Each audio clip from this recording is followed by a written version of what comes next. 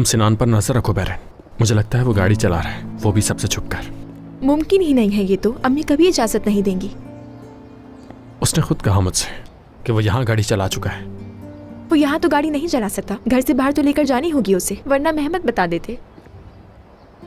और तुम्हारे लोग भी तो हमारा पीछा करते रहते हैं, तुम्हें भी इस बारे में पता होना चाहिए। सिनान चकमा देने में माहिर है बहुत। मुझे लगता है वो झूठ बोल रहा है कि वो यहाँ गाड़ी चलाता है। वो जरूर अपने किसी दोस्त की गाड़ी चला रहा होगा।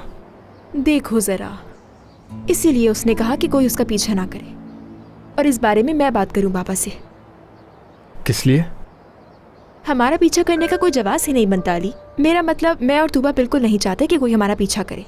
इस बारे में जल्द बाबा से बात करूंगी मैं। फिक्र मत करो, सिनान से भी बात करूंगी मैं, फिर उसका पीछा करने की भी जरूरत नहीं पड़ेगी तुम्हें।